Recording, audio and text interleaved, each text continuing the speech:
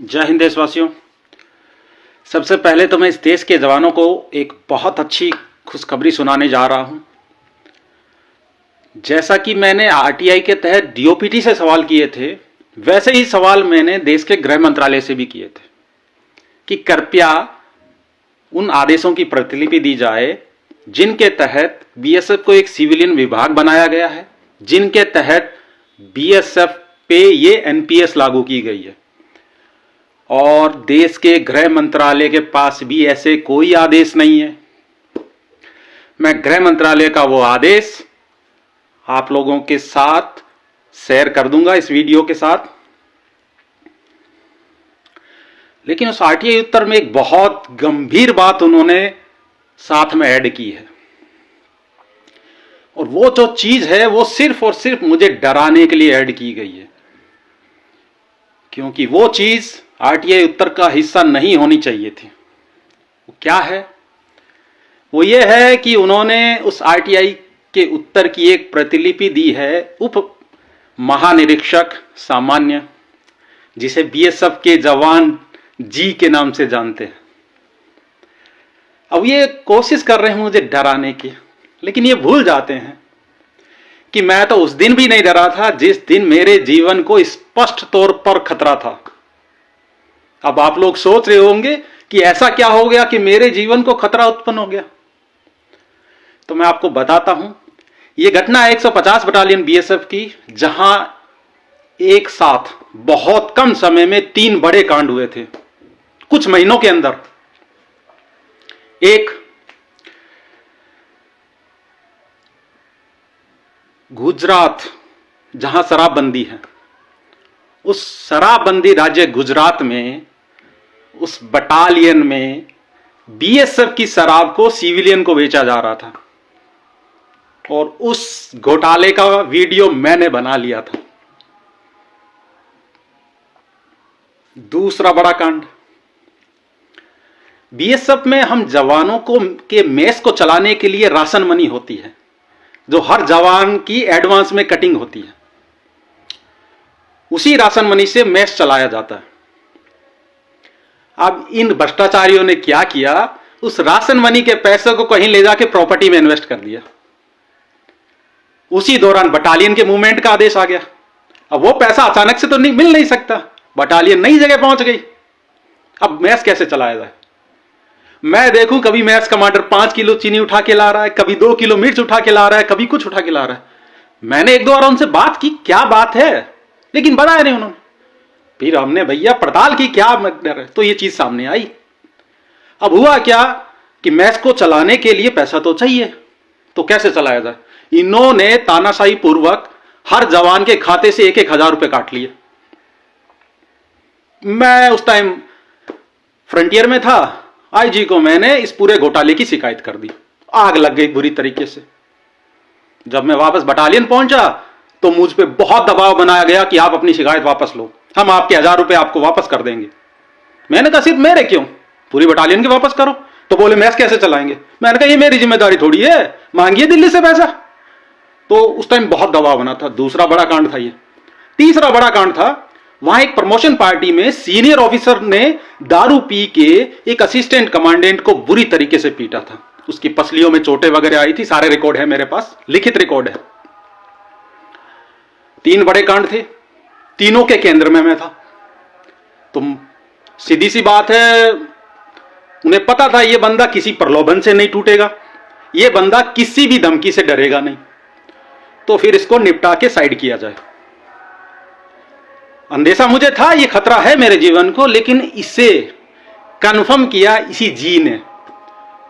अब बंदे, जूनियर बंदे उनमें भी होते हैं। एक बंदे ने आके बोला, सर अब मैं क्या बताऊं आपको, अगर आप बच सकते हो तो बच जाओ, क्योंकि इन ऑफिसरों के पास दूसरा कोई चारा नहीं है आपका मुंह बंद करने का।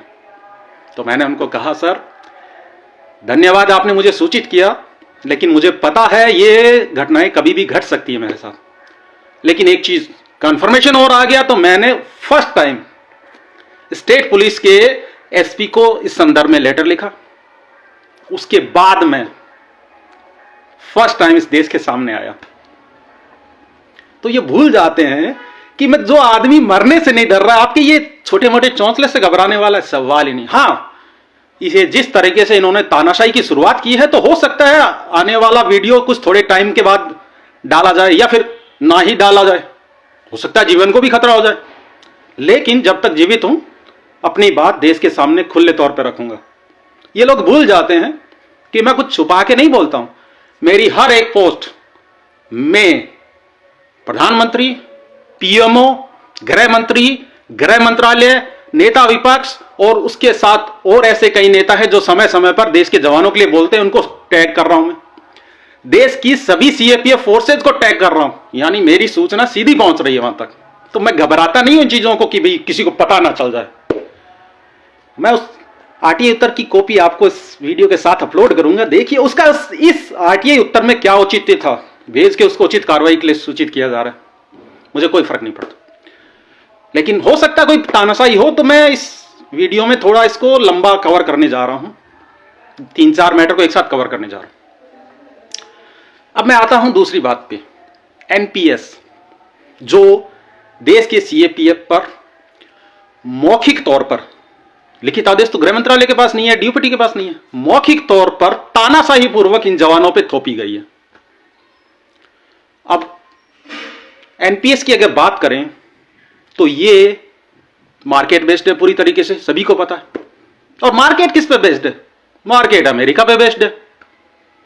अमेरिका का एक तानाशाह सुबह उठ के थोड़ा मुस्कुरा दे, आपका मार्केट नाचने लगता है। उसी सनकी को अगर थोड़ी सी खांसी आ जाए, आपका मार्केट कांपने लगता है। तो इस देश के जवान जो अपना पूरा जीवन कभी नक्सलियों से, कभी आतंकवादियों से, कभी देश के दुश्मनों से लड़ते हुए हर दिन मौत के साए में बिता रहे हैं, और वो यदि जवान रिटायर होकर जिस दिन जाएगा, तो क्या अमेरिका का एक सनकी इनके पेंशन, इनके भविष्य को निर्धारित करेगा? क्योंकि जिस दिन उसने ढंग से आपको झिड़क दिया ना, फटकार लगा दी ना, आपका मार्केट क्रैश होते टाइम नहीं लगेगा। वो सिर्फ सामान्य तौर भी बोल रहा है अभी। तो क्या इस देश का जवानों का, इस देश के कर्मचारियों का भविष्य एक अमेरिका का सनकी तय करेगा? नहीं।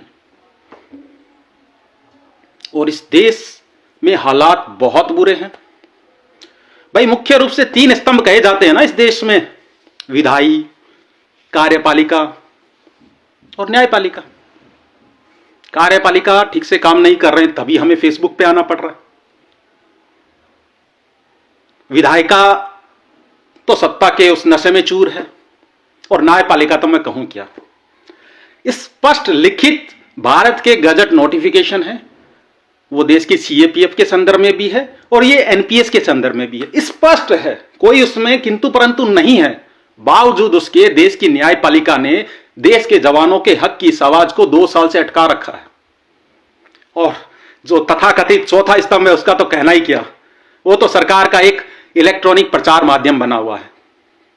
यदि उनमें से भी कोई खड़ा होकर यह सवाल कर लेना कि क्यों भाई इन 2 दस्तावेजों में आपको कुछ समझ में नहीं आ रहा है क्या, लेकिन कोई सवाल करने वाला नहीं है।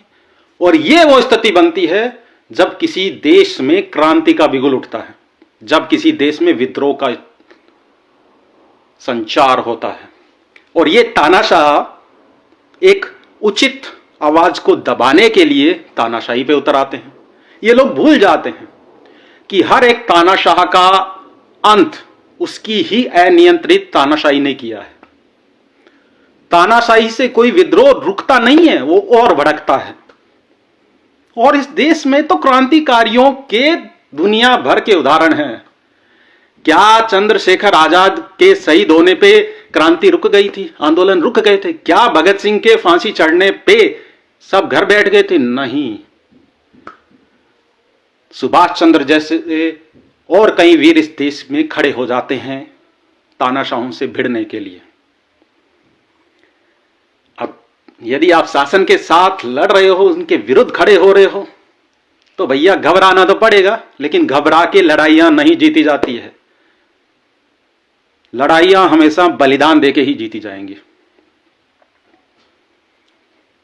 अब मैं एक और बड़ी बात पे बोलने जा रहा हूं। अभी कुछ दिन पहले की बात है, तीन दिन हुए। 11 जनवरी 2026 को भास्कर की एक रिपोर्ट छपी है। उसमें देश के साथ दुनिया भर की जो उन्नति है उसको दिखाया गया है। उसमें क्लियर तौर पे बताया गया है दुनिया की आधी आबादी से ज्यादा क्या 3 गुना पैसा सिर्फ 56,000 लोगों के पास है, और जो निचला तबका है उस तबके की आय तो 2% घटी है, और जो ऊंचा वर्ग है वो लगातार पैसे वाला होता जा रहा है, जो एक बड़े जोखिम को न्योता दे रहा है कि जहां पूंजीपतियों की सत्ता बनने लगती है तो देश के जो योजनाएं हैं वो उनके हिसाब से बननी शुरू हो जाती है, और वो इस देश में झलकने लगी है। मैं एक बात बताऊं आपको, अब मैं कह रहा हूं ये अर्थव्यवस्था, ये पूंजीपतियों की, ये अमेरिका की कहानियां क्यों सुना रहा हूं मैं आपको। आपने नाम सुना होगा अडानी का। एक समय था जब वो विश्व के दूसरे पैसे वाले, second richest person of the world बन गए थे। एक प्राइवेट कंपनी की एक छोटी सी रिपोर्ट ने उसका धराशायी कर दिया सारा साम्राज्य। अब आप कहोगे उसके साम्राज्य से मुझे क्या फर्क पड़ रहा है? बिल्कुल फर्क पड़ेगा। उसकी कंपनी में LIC का पैसा इन्वेस्ट था, और LIC में देश के कर्मचारियों का पैसा इन्वेस्ट है, तो देश के कर्मचारियों के तो सीधा इफेक्ट पहुंचेगा यदि कोई ऐसा मामला बनता है। जो बड़े इन्वेस्टर हैं, जो विदेशी इन्वेस्टर हैं, वो तो ऐसे माहौल में देखते हुए झटक से अपना पैसा निकाल के बाहर हो जाते हैं। देश के कर्मचारी कहां जाए? उनका पैसा तो वहीं अटका रहेगा, और वो जो नुकसान होगा वो सारा देश के कर्मचारी उठाएंगे। तो यदि देश के कर्मचारी पुरानी पेंशन योजना की मांग कर रहे हैं तो कहीं गलत नहीं है, क्योंकि उनका भविष्य कोई दूर, कई मीलों दूर कोई बैठा सन की तय नहीं कर सकता। अब मैं आपको एक और बात बताने जा रहा हूं। इस देश में कोई गरीब मजदूर वर्ग यदि कोई मांग उठा रहा हो और उसकी ना सुनी जाए तो फिर भी थोड़ा समझ में आता है। मैं मुद्दा उठा रहा हूं देश के जवानों का, इस देश के रक्षकों का। उनकी बात नहीं सुनी जा रही है, और कोई मांग नहीं कर रहे हैं हम एक न्याय की बात कर रहे हैं कि जब 2 नोटिफिकेशन स्पष्ट कर रहे हैं कि ये NPS देश के CAPF पर लागू नहीं होती है, तो फिर देश के सुप्रीम कोर्ट को डिसीजन देने में कहां दिक्कत आ रही है? कोई एहसान नहीं कर रहे हो आप, आपको तो न्याय करना है। तो जब देश की न्यायपालिका के हाथ बंध जाएं, जब उस पर कोई दूसरा दबाव काम करने लग जाए, तो भैया बहुत बुरे हालात होने वाले हैं, समझ लो आप।